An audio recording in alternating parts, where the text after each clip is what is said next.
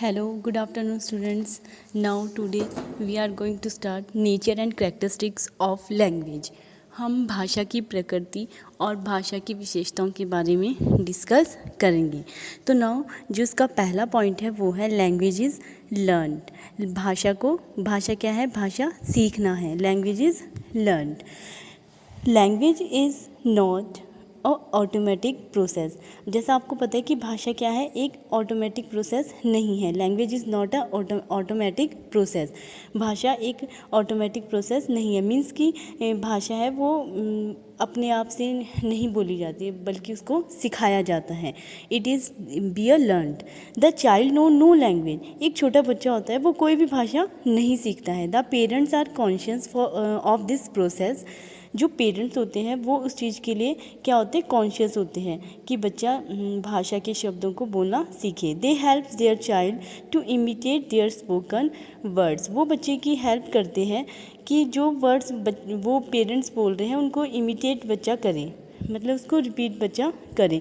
The child has to learn it over a long period of time. जो बच्चा है वो बहुत लंबे समय के बाद फिर बोलना शुरू करता है। He is exposed to sound around him by his parents. He began learning to language by making various isolate sounds like बाबा, दादा, पापा। जैसे उसके पेरेंट्स उसकी हेल्प करते हैं सीखने में भाषा के शब्दों में। जैसे उसको सिखाते हैं बाबा बोलो, दादा, पापा, जैसे मम्मा, ये वर्ड्स, ठीक है। He develops their babbling sounds, these words called babbling sounds into the speech sound of his group. Now second is system. Language is system. जो लैंग्वेज है वो क्या है? एक प्रणाली है, एक व्यवस्था है। Language is a system like a human body. मनुष्य जैसे एक मनुष्य की बॉडी जो एक व्यवस्थित है, व्यवस्थित रूप होता है मनुष्य की बॉडी का, वैसे ही लैंग्वेज का भी है। Language is a system like a human body. The system of human body function through different organs such as heart, lungs, brain, ear and eyes. These different organs are interconnected and work in coordination like similarly the system of language।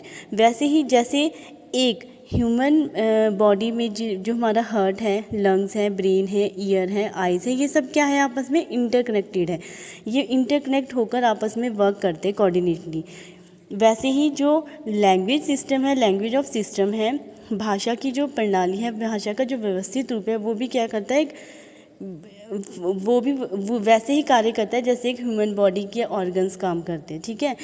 The system of language functions through sounds, words and structures. These are integrated with one another and constitute the complex organic whole which is language. Now third one is the system of language is arbitrary. Arbitrary means मनमानी करना, मनचाहा करना, या बिना तर्क, बिना सोचे समझे, ठीक है। The system of language is arbitrary. There is no necessary relation between the word and the object it stands for. In language, in English, the word book stands for a set of printed pages bound together in a cover. But in Hindi, it is called pustak or kitab. In Urdu, none of these words the better related than any other to the reality of the book. Now next one is language is a system of symbols. The symbol is representation of something. Symbol क्या होता है? Symbol represent करता है किसी चीज़ को, ठीक है। A symbol is a representation of something. किसी चीज़ का रिप्रेजेंटेशन देता है। Symbol are used while crossing the road. Symbols हम कहाँ यूज़ करते हैं? जब हम रोड क्रॉस करते हैं। Red signal shows, red signal means stop, green signal shows go. This system work effectively. Language is also system of symbols. The symbols are begin words. Language functioning effectively when the symbols used know to both the speaker and the listener, the writer and the reader. Words have sound and they have meaning for communicating. It is necessary that there should be the meaning attached to the sound or sound consenting a symbol. Means भाषा जैसे symbol, भाषा क्या है? भाषा एक symbol है। Symbol मतलब चिन्ह है। ठीक है। द सिंबल मीन्स वर्ड्स, जो सिंबल्स होते हैं वो हमें किसी शब्द का अर्थ डिस्क्राइब करते हैं, जो हमारी भाषा को अच्छी तरह से कार्य करने में मदद करता है। बोथ स्पीकर एंड लिसनर, जो बोलने वाला और सुनने वाला होता है दोनों को वो हेल्प करता है। The writer and the reader, लिखने वाला भी और उसको पढ़ने वाला भी। द वर्ड हैव साउंड, जो शब्दों के जो वर्ड्स होते हैं वैसे ही जो जैसे किसी शब्द का अर्थ है, अगर हम उसको बोलकर वर्बली उसको समझते हैं, वैसे ही हम सिंबल के थ्रू भी किसी वर्ड के अर्थ को समझ सकते हैं। Now next one is language is symbol and vocal. Vocal means बोलना, मौखिक। Language is symbol and vocal. The language word itself come from the Latin word means lingua and its original meaning is that which is produced by tongue। मतलब कि जो language word है वो lingua word से लिया गया है, ठीक है, जिसका मीनिंग होता है किसी भी चीज़ को, किसी भी वर्ड है, कोई भी शब्द है, उसको प्रोनाउंस करने के लिए हम किसका यूज़ करते हैं? टंग का, जीवा का, ठीक है। Now language primarily in a speech writing is graphical presentation of speech. There is a many languages which are only in spoken form. They don't have any written form. जो लैंग्वेज होती है वो क्या है? एक स्पीच है, मतलब एक भाषण है। Writing graphically representative of speech भी, जो राइटिंग लिखित रूप में हमारे पास कोई भी अगर स्पीच होती है तो हम उसको प्रेजेंटेशन दे सकते हैं। There is a many languages, हमारे यहाँ पे बहुत सारी लैंग्वेजेस है जो बोली जाती है, but don't have any written form, लेकिन कोई ऐसा नहीं है कि जो हमारे पास लिखित रूप में भी हो। Now next is language is based on common culture experiences. जो लैंग्वेज है, every language is the product of particular society and culture. It has the meaning only in relation to the culture and society. Therefore there are no exactly equal words in two languages. In short language are different because culture are different. Means जैसे every language is product of particular society. आपको पता है कि जो भाषा है वो हर समाज की, हर सोसाइटी की अपनी पर्टिकुलर होती है, ठीक है, उनका अपना सोसाइटी और कल्चर अपना अपना अलग अलग होता है। वैसे ही भाषा है, भाषा भी सोसाइटी की, पर्टिकुलर सोसाइटी की अलग रहती है। जैसे अगर हम बात करते हैं, जैसे पंजाब में अगर हम अलग स्टेट की बात, उत्तराखंड की लैंग्वेज अलग है, पंजाब की अलग है, राजस्थान की अलग है, दीज आर, ठीक है। It has the meaning only in the relation to culture and society. जैसे कल्चर और सोसाइटी डिफरेंट होते हैं वैसे ही लैंग्वेजेस भी अलग होती है। कोई भी दो लैंग्वेज किसी स्टेट की एक जैसी नहीं होती है। नाउ फिर भी एक आधा वर्ड्स उसमें सेम हो सकता है, but totally language are not same. Now next one is language changes. Means language for ever changes. We like Pandit Jawaharlal Nehru saying we live in a changing world. हम कौन से देश में, हम कौन से वर्ल्ड में रहते हैं? एवर चेंजिंग, जो जहाँ पर हमेशा परिवर्तन होते रहते हैं, चेंजिंग होती रहती है। We can't possible think in term of state of affairs, language और anything of else. Now next one is language is for communication. भाषा का प्रयोग हम किसके लिए करते हैं? कम्युनिकेशन, संप्रेषण के लिए, एक दूसरे को अपने विचारों को एक्सप्रेस करने के लिए।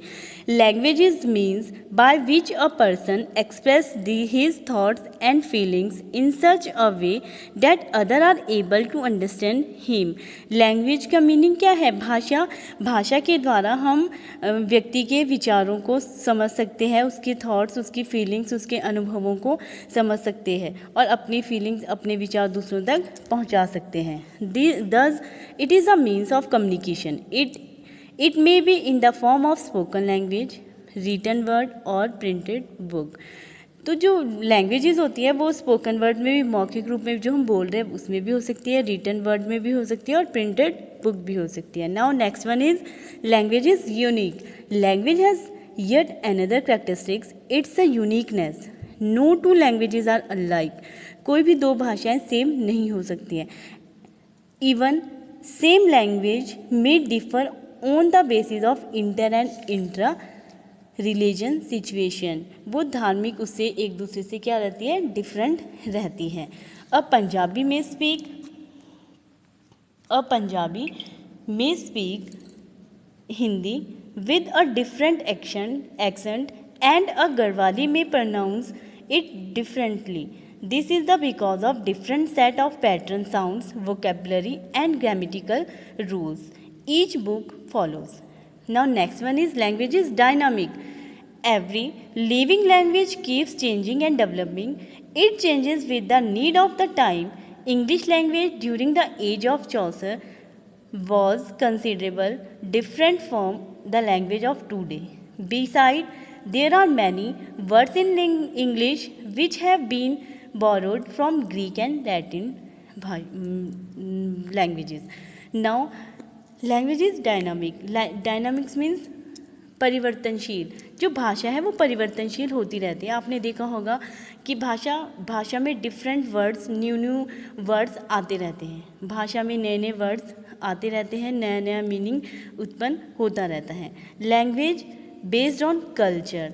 Now language is based on culture. Language is based on the culture in which exists. It is the because of the culture pattern that the word kal in Hindi has two different meanings. It means tomorrow as well as yesterday. Now last one is language habits. A language is learned by forming language habits particular to that language. The 5 stages in the language habit formation. जो habit formation है, आदत होती है, उसको हम 5 तरीके से बना सकते हैं. Now first one is recognise. In the first stage the child recognise the sound and tries to relate it to its meaning. मतलब कि जो पहला स्टेज है उसमें क्या करते हैं हम, चाइल्ड है वो रिकॉग्नाइज करने की कोशिश करता है साउंड्स को, आवाज़ को, and try to relate with its meaning, और फिर उसके बाद कोशिश करता है उसके अर्थ को जानने की. Now second one is imitation. In the second stage, the child first listen to the sound produced and then imitate it without understanding. बच्चा क्या करता है, पहले चाइल्ड क्या करता है, उस वर्ड को सुनता है, ठीक है, फिर प्रोड्यूस्ड एंड देन इमिटेट, और फिर उसको इमिटेट, उसका अनुकरण करने की कोशिश करता है बिना उसको समझे. Now next one is repetition.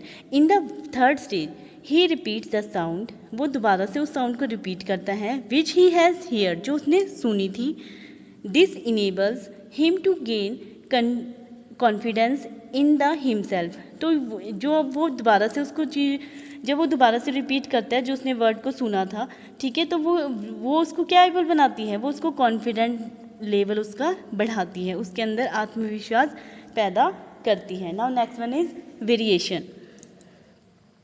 The child now learns to vary the sound in different context.